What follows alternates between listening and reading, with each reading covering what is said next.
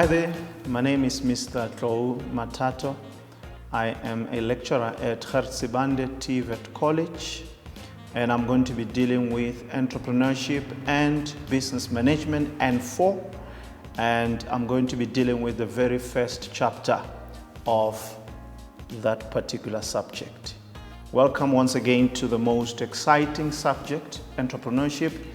This is where we train people that have an inclination to start businesses, and I hope that you will enjoy it.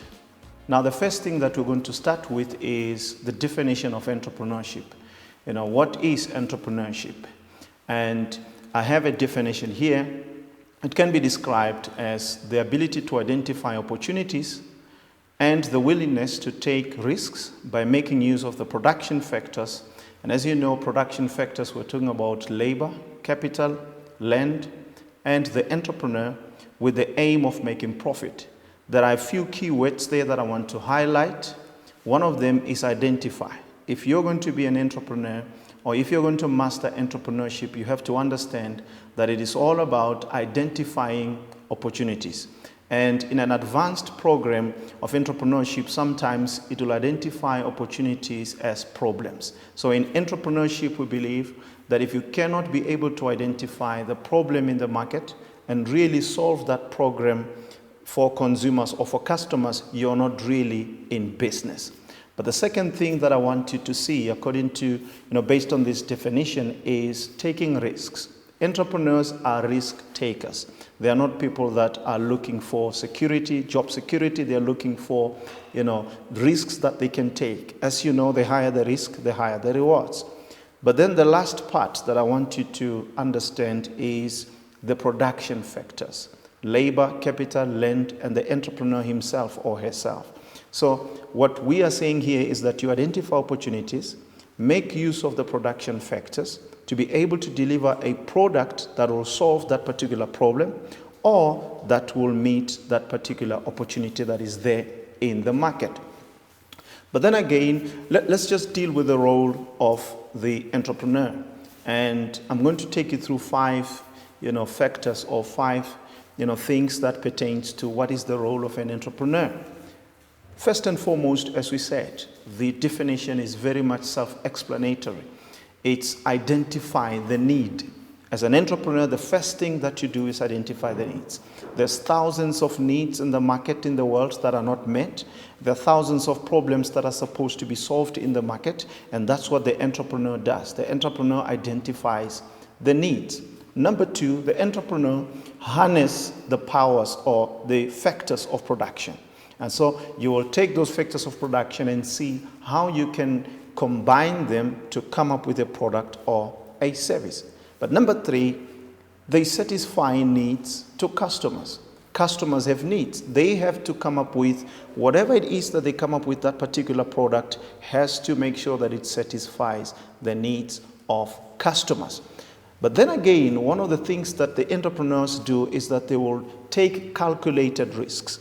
And so if you're an entrepreneur, you have to understand that risks that you take, you have to calculate. That is why when we're dealing with pitching your business plan, most of the time we would talk about, the risk versus the reward. We talk about the break-even point or the break-even analysis. We talk about financial projections, and those financial projections are supposed to take, to assist you to understand whether the risk that you're taking is really worth it in terms of those projections that you shall have made. But then again, the entrepreneur is the owner of the business. That's one thing that the entrepreneur is. It's a person that takes ownership of the business, and it's a person that really makes sure that the business is running smoothly. But then there's another concept. There's another concept of intrapreneurship. Intrapreneurship. So I gave you, some factors or characteristics of an entrepreneur, but then there is also an intrapreneur. So this person is a person that, number one, is functioning already in an existing organization. And so what the person does is a person that has the entrepreneurship flair, although is still an employee in an organization. Case in point, when Steve Jobs came with the iPad or the iPod, he just went to the engineers and said, I want a device that can feed 500 songs. And so the people that are working for Apple with an entrepreneurial flair, they had to come up with an invention that can satisfy the market at that time. And so an intrapreneur is a person that works for a company, but is able to come up with creative ideas to move the company forward. So that's the first role of an intrapreneur. So the second thing that an intrapreneur does is that they have a full understanding of the competitive environment that their business is functioning in. And so you are an employee at, maybe you're an employee at SABC, or you're an employee at Gert, Sibande, TVET college. And so what you do is you understand that the college or that particular company is functioning within a very competitive environment. So you become part of the team that makes the company to thrive in that particular competitive environment. So the third thing that an intrapreneur does is that he works the same way as an entrepreneur. However, the difference is that this person is in a business functioning as an employee. And in our country today, we have a vacuum, a need for people with this type of mindset. I know that some of you that, will be watching this lesson are doing public management. In our government institutions today, if we can have people that have an entrepreneurial flair, that can be able to take care of budgets, that can be able to understand the fact that they have to be resourceful as employees and be able to save the government money, then we can go somewhere as a country. So number 4, an entrepreneur acts on behalf of somebody else. So he works for somebody else. Okay? And that person also, lastly, does not necessarily have to take the risk because he's an employee. It is the entrepreneur that takes the risk, but the intrapreneur is a person that functions or works in the organization started by the entrepreneur. Okay? What are some of the similarities that we have between the entrepreneur and the intrapreneur? Okay, there are a few similarities that I'm going to outline that can help you to understand the difference. Okay, the similarities that can help you to understand what are the common factors between the two, not the difference, as I said. Okay, they both identify opportunities. Okay, they will identify opportunities. So in this case, we have said, remember, that an intrapreneur is working for the entrepreneur, so the person that started the business. And so what the entrepreneur does is identify opportunities. What the entrepreneur does also is identify opportunities. Let's take an example. Let's take an example of a company, a liquor company, or Coca-Cola would be the best example. Let's take an example of Coca-Cola. And so an employee or a market analyst at Coca-Cola can come up with some statistics and say, it looks like in the market there is a gap for a new beverage variant, for example. This beverage variant can be, having, different kinds of flavors, maybe mango flavor and lychee flavor and so on and so forth.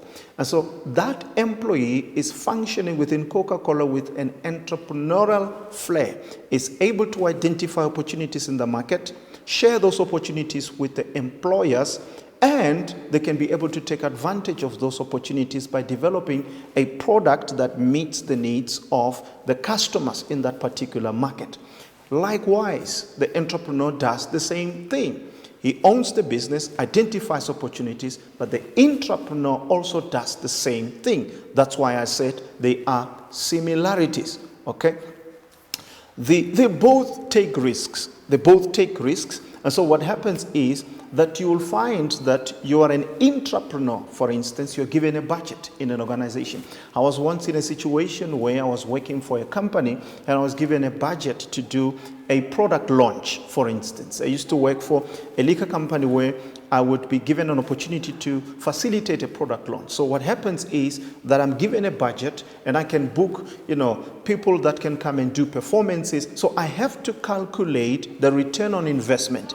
If I'm doing this event and after doing this event, I have to calculate what is the return on investment for this particular project because the company gave me 30,000 rands to launch a product or do an event. And so as I promote that particular product, I have to calculate how much money are we making. So as much as you are an intrapreneur, you have to understand the concept of risk, although you are not investing your own money. Okay? Number 3, they both have confidence.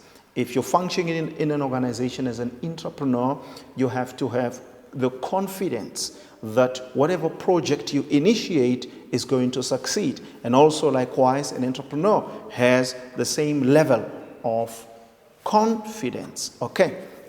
There are certain generic personal qualities of an entrepreneur. And I want to go through these qualities of an entrepreneur so that you can have a full understanding of what this is about. Okay? The first generic quality of an entrepreneur is that they have the confidence to succeed. So the entrepreneur must have the confidence to succeed.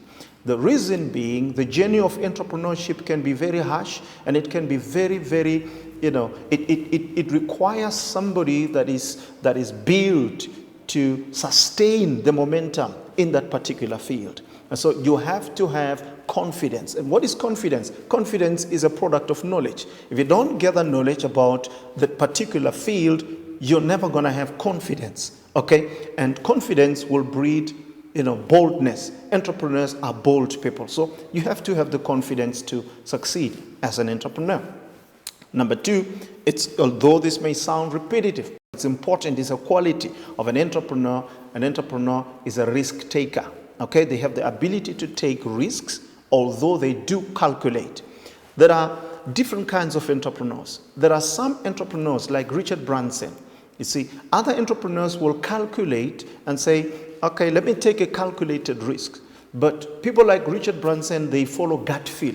If he feels that a particular concept can work, he's going to galvanize support and get his employees to work around it and make it a success.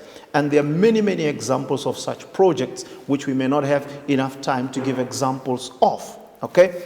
And number 3 quality would be they have a desire to take responsibility, a desire for responsibility. So what this means is that they have a certain level of accountability with the projects that they undertake.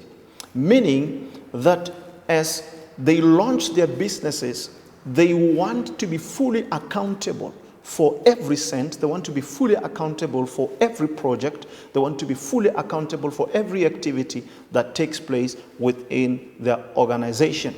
And number 4, entrepreneurs have this quality of being energetic. Okay? Entrepreneurs just have the energy. They just have the drive to succeed. They just have the drive to get things done. They have the drive, to get projects completed. They have the drive that ordinary people may not have. And number 5, entrepreneurs can have the ability, to identify opportunities. Okay, those are just the generic qualities of an entrepreneur. Okay, and then you come to the point where now we deal with the resources of entrepreneurs. What are resources? Entrepreneurs are resourceful people. They're supposed to be resourceful people. I've watched a lot of entrepreneurs over the years, and some of them would be bankrupt once or twice, but because they have the inherent ability within them to succeed. So what they would do is they will always make a comeback. Why? Because they are resourceful people. And when we say resourceful, we don't mean that the person has a lot of money. An entrepreneur can start a business with no capital. And it's possible to start a business with no capital. And, it's key for you to understand that. Okay, what are the resources of entrepreneurs? Okay, the first one is knowledge and skill. Okay, you've heard this saying that knowledge is power. But you see, knowledge is not power. Knowledge that is used, when it is applied, it is power. Because it is only when you tap into that resource of knowledge that you're able to convert it into power. Okay, you must be knowledgeable if you're going to start a business about that particular business. You cannot start a business if you don't have knowledge about that business. Okay, and you also need the skill to be able to run that business. Now, by that I do not mean that if you are not a mining engineer, you cannot mine, you cannot own a mining operation. Patrice Motsepe is an example. Okay, and so it's just about him having business knowledge and being able to galvanize the type of support and be able to be resourceful enough to put resources together and put business structures and systems together to be able to get, whatever results that he would want to get. Skill is also important. Okay, if you have practical skill, it's also an added advantage if you were to start a business. In terms of resources also, the friends that you have, the contacts and the friends are also the resources of an entrepreneur. Because if you want to launch a project, for instance, that will cost you 100,000 rands, if you can be able to make a business case, a sound business case to your friends and your contacts, you can be able to raise that particular 100,000 rands to undertake your projects. Okay? All right, and then of course the financial part of it is very important. But here we're not talking about you having money. There are two ways about it. You could have money, maybe you've retired, maybe you worked hard and then you've been saving, it's okay, but you must also be able to raise capital. You can have 100,000 rands and within 12 months it is depleted. And so it's important as an entrepreneur to understand that being resourceful is key. You have to have certain resources within you. Okay.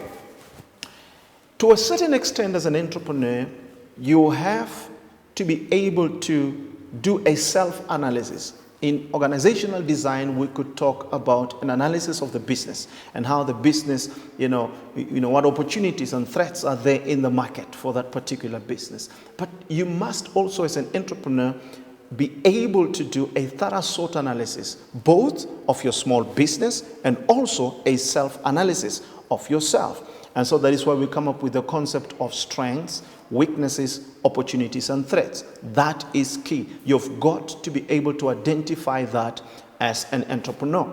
And I'm just going to give you a few examples. In terms of strengths, your level of education can be a strength. And by education, I don't mean a degree.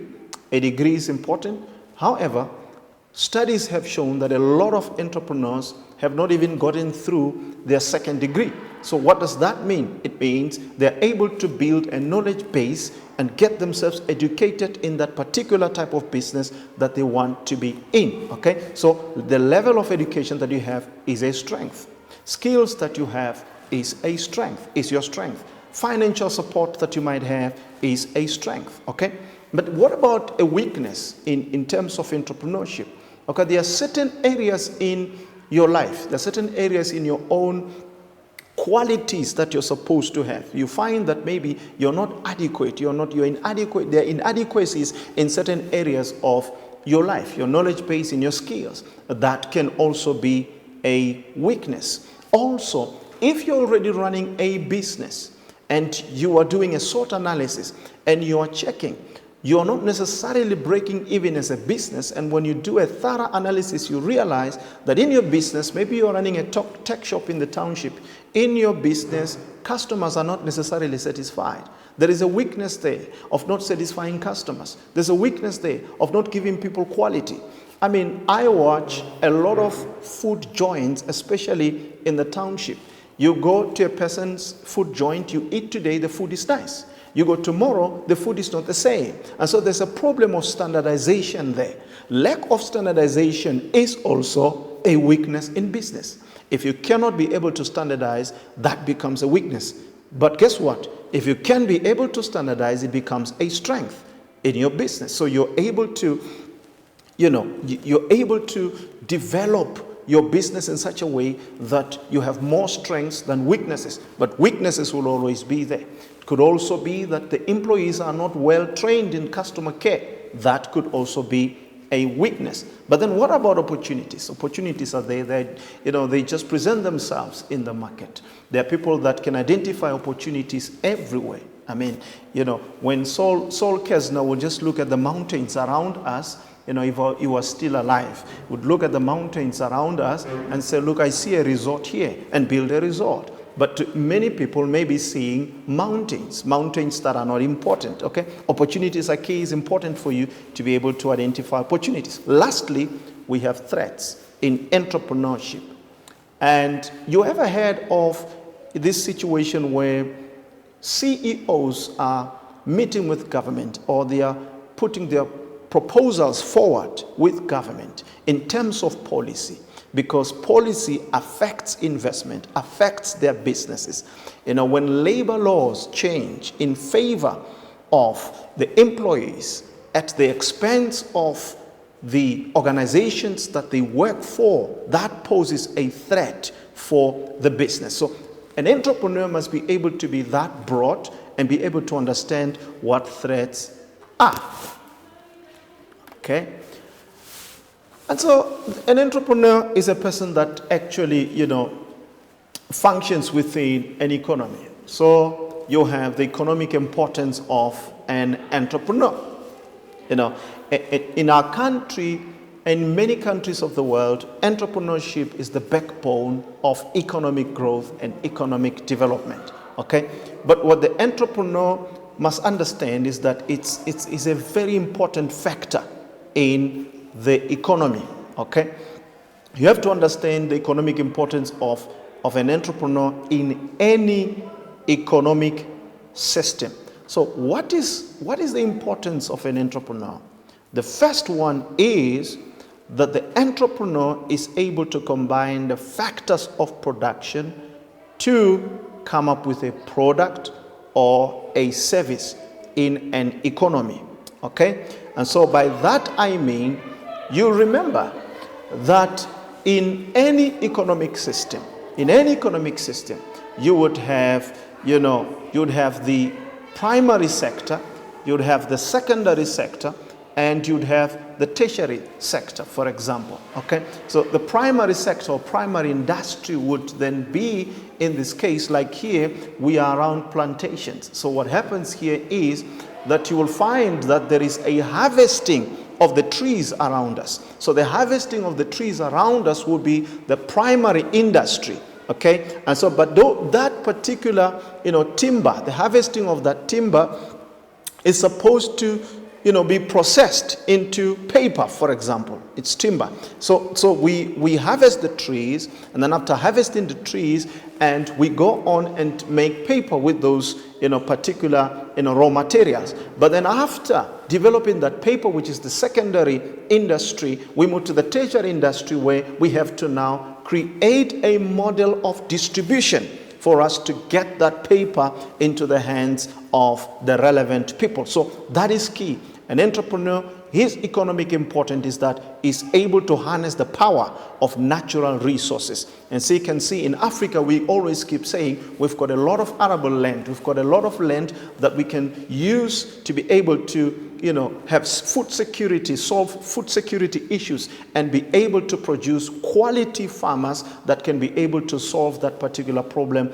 of food security. So that is what is taking place. An entrepreneur knows how to play with the natural resources to come up with a meaningful product. Number two, an entrepreneur is able to create employment. So if you are going to solve the issue of unemployment in the country, there's got to be policies that facilitates the establishment of viable businesses within that particular economy. Because as viable businesses are established within that particular economy, more employment is created. Okay? The entrepreneur is able to also optimize their organizational resources and design to increase production.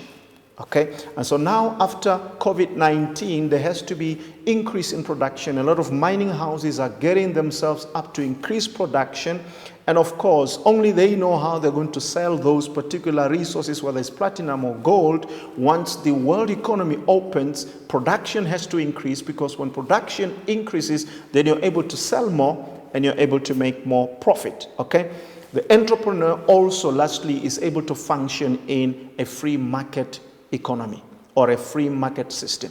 In simple terms, a free market system is a system where businesses are given freedom to compete with little or no interference of government. And so what government does in a free market economy is that they create an enabling environment for businesses to function. So that's all they do. Instead of interfering, they create an environment for businesses to function. I have just learned that in Rwanda, for instance, you can walk into the country in one day, have a company certificate in one day, and have a company account, bank account in one day. And so that is part of their drive to gear the economy up for growth by facilitating the establishment of businesses through entrepreneurship. Now let me take you through advantages and disadvantages of this thing, entrepreneurship. Are there advantages and are there disadvantages? One idea of an entrepreneur is that if I start a business, I can be able to control my destiny. I can be able to control the things that I want in life. I can be able to control my earning potential. That is an advantage of entrepreneurship. Okay? But in most instances, because of uncertainty, what then becomes a disadvantage is when things change in the market in such a way that you are not able to gain full control of your destiny. So it is a pleasant situation, but on the other hand, it may be hard for you to take full responsibility in most instances. You will understand that entrepreneurship requires discipline. I've just learned that more than 1/3 of the world's richest people and world's richest CEOs are ex-military. And the reason why I emphasize this is because in the military, that's where you're taught discipline. Donald Trump is ex-military, went to a military school. And so all these entrepreneurs, most of them that are very rich are ex-military because it is in the military where they were taught discipline. And so in entrepreneurship, you can control your destiny, but the downside is that it can also have an adverse effect when the things that you're dreaming about are not taking place. Okay, the second advantage will be that there is a potential for you to reach your potential. Okay, you can reach your potential in entrepreneurship and you can make the millions that you want to make, the hundreds of thousands that you want to make, whether in dollars or in rands. But also, there are also entrepreneurs that have lost a lot of money in the process. They've invested money and they've lost all the money. Okay, so the risk is there. That's a disadvantage that you could lose money, but the advantage is that you can make a lot of money. Okay, thirdly, reaping unlimited profits. Why do I say unlimited profits? It's because the potential for you to earn in entrepreneurship, it's not based on who told you what you're supposed to earn, versus an intrapreneur that is going to be told and given a salary package that this is how much you're going to earn. But in entrepreneurship, you can just pace yourself and unleash your potential and tap into unlimited profits. Lastly, in terms of the advantages and disadvantages, an entrepreneur contributes to society. Like I said in the beginning, if you're an entrepreneur, you're actually solving problems that exist in the market. If problems exist in the market, it means that you're helping your society to resolve such problems. Okay. All right, moving on now. Are there pitfalls that we can avoid in entrepreneurship? Pitfalls that we can avoid in entrepreneurship. Okay, avoiding pitfalls is key in entrepreneurship. Number one, the first way to avoid pitfalls would be, number one, to prepare a business plan. Now, if you don't have a business plan, you don't have a business. Number two, you have to know your business, the business model that you want to structure or develop. Number three, you have to at least be able to read financial statements is key. You will avoid pitfalls. And then you're supposed to also have people management skills. If you cannot manage people, you cannot run a business. And then lastly, you must understand transition in entrepreneurship. That's it from me for this lesson. I hope you enjoyed this lesson. Thank you very much.